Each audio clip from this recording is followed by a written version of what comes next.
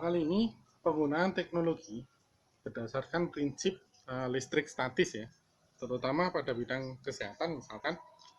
Itu apa aja sih? Penjelasannya gini, kita harus tahu dulu apa sih yang dimaksud dengan istilah listrik statis. Kalau secara bahasa, statis itu artinya dia diam. Jadi statis ini artinya dia diam. Jadi kalau diartikan secara bahasa itu listrik yang diam. Berarti apa itu listrik statis? Listrik statis itu yang mempelajari tentang pergerakan muatan atau interaksi jenis muatan. Oke? Karena muatan yang bergerak nantinya akan menghasilkan arus listrik di listrik dinamis. Interaksi muatan itu ada dua yang harus kita ketahui.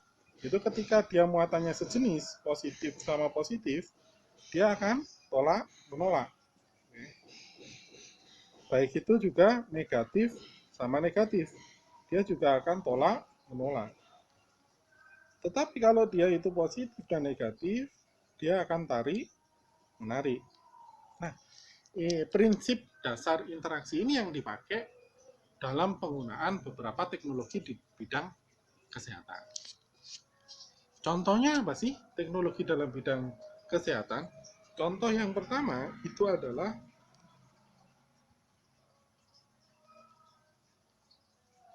elektrokardiograf.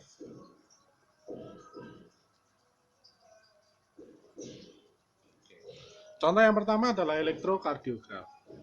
Dari namanya kita tahu bahwa elektrokardiograf itu adalah kardio itu jantung ya, jantung.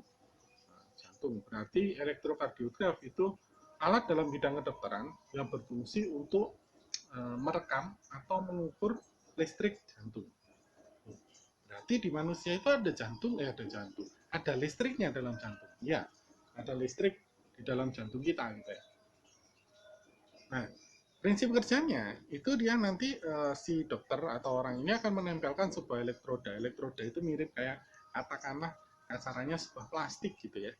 Plastik dengan di dalam plastik itu ada beberapa buah elektroda, terus disambungkan ke dalam kabel, gitu ya. Kabel diarahkan ke dalam sebuah mesin untuk membaca listrik tersebut dalam bentuk grafik.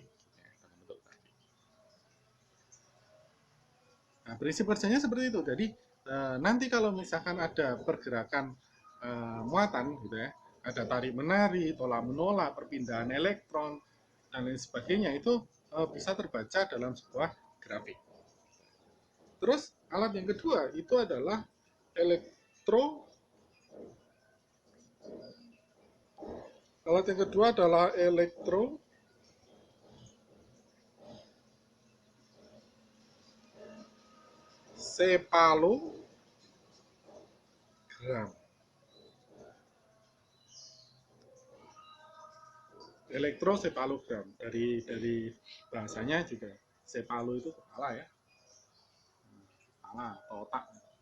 Elektrosepalogram itu adalah alat yang memvisualisasikan atau menggambarkan dalam bentuk grafik sebuah gelombang aktivitas gelombang otak manusia. Nah, kita tahu bahwa otak manusia paling pinter aja, contohnya si Albert Einstein itu otaknya mungkin penggunaannya hanya sebatas 8-10% dari kapasitas total otak manusia. Itu orang yang paling pintar. Artinya apa? Semua hal yang ada di otak itu masih belum bisa kita pelajari gitu ya. Aktivitas kelistrikannya antara saraf, sel neurit, dendrit, dan lain sebagainya itu. Nah, elektrosepalogram ini prinsipnya sama kayak elektrokardiograf. Jadi dia nanti ada sebuah elektroda ditempelkan ke mana ini, ke kepala kita, nanti direkam.